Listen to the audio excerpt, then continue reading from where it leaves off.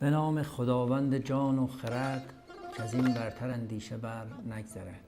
با عرض سلام خدمت هنردوستان و عزیزان علاقه‌مند به آموزش هنر ظریف و دقیق خوشنویسی.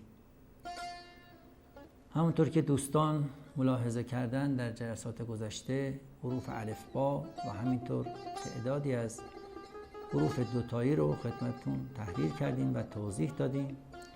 از حرف با شروع کردیم، تعدادی از حروف رو عرض کردیم و چند حرفی باقی مونده که در این جلسه خدمتتون هستیم.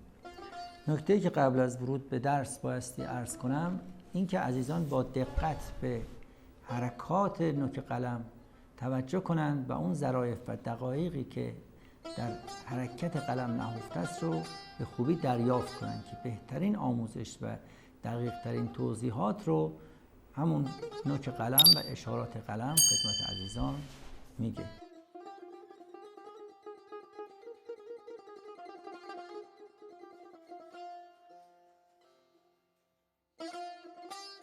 اتصال حرف با به میم رو عرض میکنیم. با گوشه سمت راست قلم در ابتدا به این شکل طراحی میکنیم که با ضخامت 1/2 عرض قلمه و بعد میم در این قسمت شروع و متصل میشه و به سمت پشت. همین حرکت رو میتوانیم یک باره انجام بدیم با مهارت که نیمی از عرض قلم ما رو کاغذ قرار بگیره و بعد انتهای حرف میم که دو میم هست رو به این شکل مینویسیم.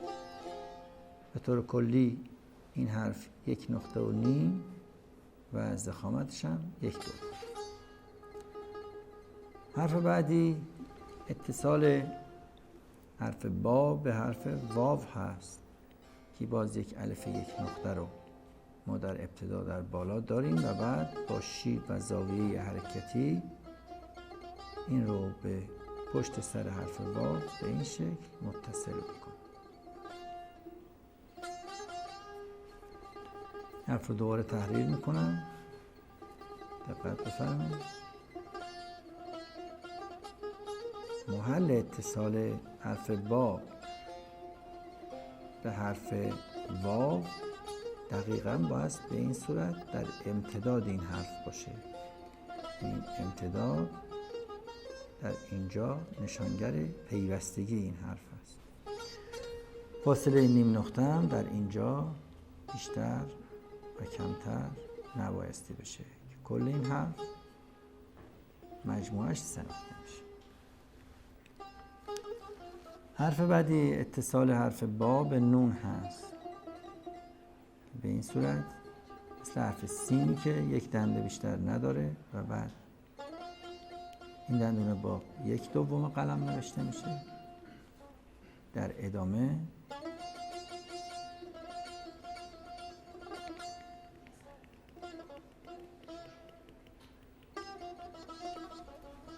دنبال این حرف رو می نویسیم. همونطور که ملاحظه کردن عزیزان دقیقاً از هر طرف 3 نقطه داخل این حرف قرار میگیره. حرف بعدی اتصال حرف با به حرف ها هست که به این صورت نوشته میشه. در اصل یک نقطه بوده که با 2 زاویه خیلی مشخص، این زاویه ثابت قلم گذاری 30 درجه لبه داشته و بعد ما این تیزی ها رو تبدیل به انحنا و دور میکنیم. به این صورت میشه. کلاً عرض این حرف 2 نقطه و طولش 1 نقطه است. حرف بعدی اتصال حرف با به کاف هست که به صورت کوتاه و کشیده نوشته میشه. ابتدا یک حرف با می نویسیم و بعد از اونجایی که اگر یک ب بخوایم بنویسیم فاصلش تا خط چقدر میشه، از همونجا به این صورت حرف ب رو متصل میکنیم.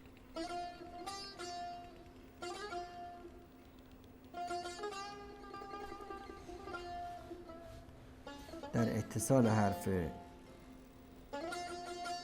کاف کوتاه به با این قسمت 4 تا 6 نقطه خواهد شد. یه 3 نقطه نداریم.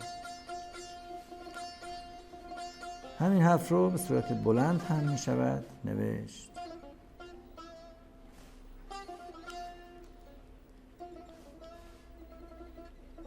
انتها مستقیم سمت بالا.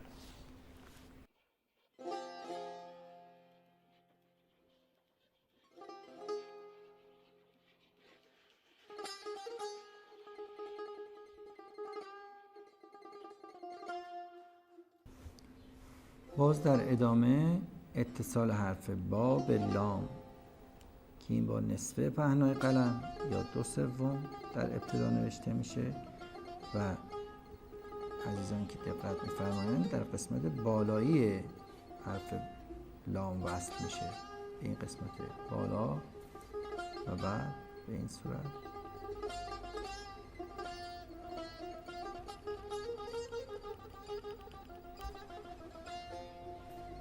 این قسمت رو با 1/2 قلم میتوانند دوستان به این شکل طراحی کنند و بعد الف رو در اینجا متصل کنند. همون حالت انحنایی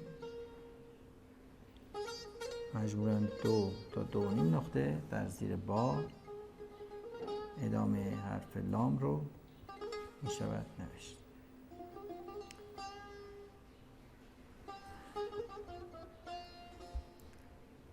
حرف بعدی اتصال حرف با به حرف قافه.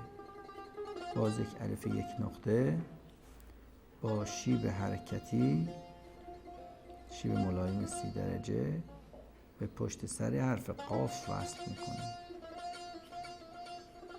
عزیزان دقت کنن قدری به سمت پشت میاد حرف قاف و گردن قاف رو ما میتوانیم ببینیم.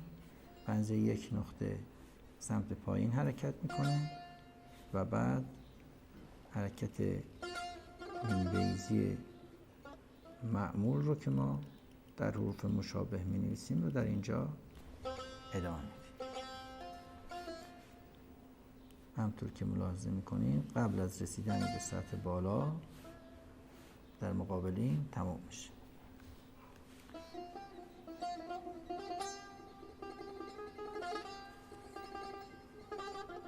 تقریبا 1 نقطه در زیر خط قرار میگیره. حرف بعدی اتصال حرف با به حرف یا هست. این مثل دال باز شده می نویسیم. دالی که دهانش باز شده به طول 2 نقطه. عزیزان دقت کنن اینا در راستای هم هستن و بعد از اینجا قسمت پشت حرف ی رو به این صورت می نویسیم.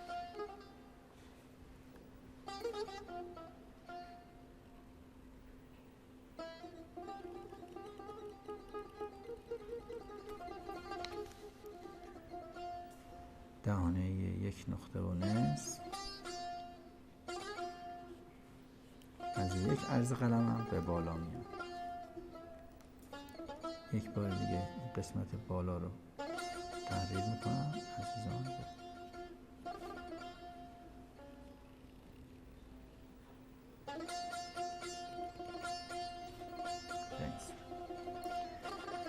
همین حرف اتصال با به ی رو به صورت کشیده یا یای معکوس هم می نویسن که این به 2 صورت، یک الف 1 نقطه‌ای و بعد اتصال به پشت سر ی به این شکل که ملاحظه می‌فرمایید.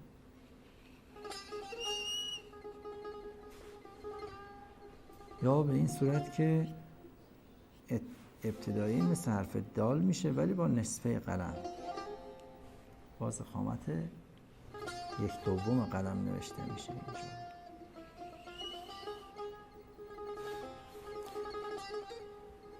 اینجا 1 نقطه، اینجا نیم نقطه، اینجا هم 2 نقطه. طول این حرف میتواند 9 تا 11 نقطه نوشته بشه و انتهاش تقریبا 1 نقطه است، پایین ترین قسمتی که بوده. عزیزان برای اینکه بهتر دیده بشه قسمت جلویی قلم رو دوستان دقت کنند، با یک قلم پهن‌تر بعضی از این حروف رو مجدداً براتون تحریر میکنم. حرف با ملاحظه بفرمایید حرکت قلم به چه شکله. اتصال با به دا،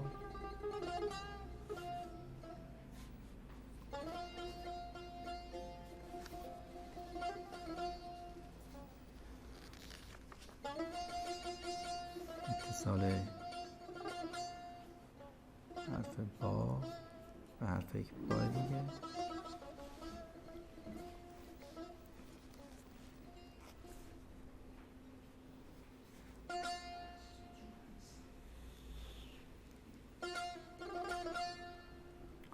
ملاحظه کنید در این قسمت یک شیب تند داریم و بعد حرکت. همینطور اتصال حرف با و حرف کاف در شکل کشیده.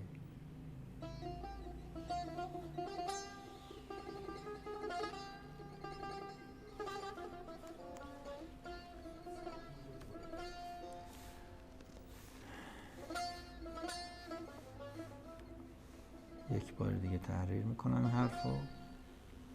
وقتی که میخوام حرف با رو متصل کنیم به یک بای مجدد، اگر کشیده باشه از بالاتر شروع میکنیم.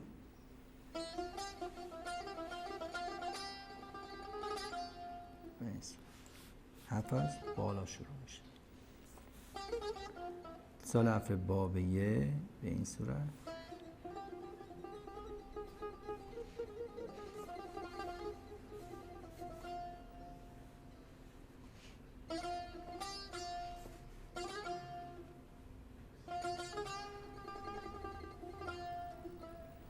و بعد ادامه این حرف. همینطور اتصال به حرف سین.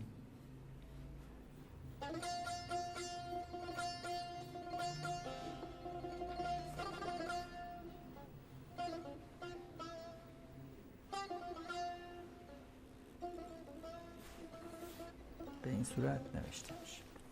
باز اتصال به حرف سین کشیده رو عزیزان ملاحظه کنم.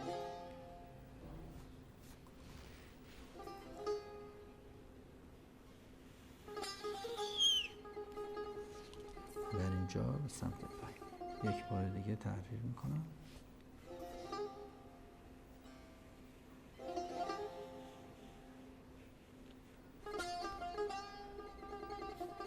دقت کنید اینجا به این صورت برمیگرده مستقیم سمت پایین و بعد از اینجا ادامه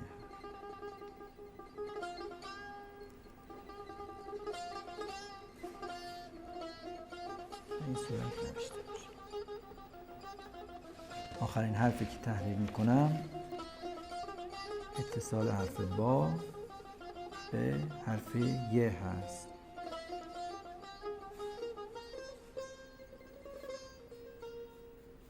به این صورت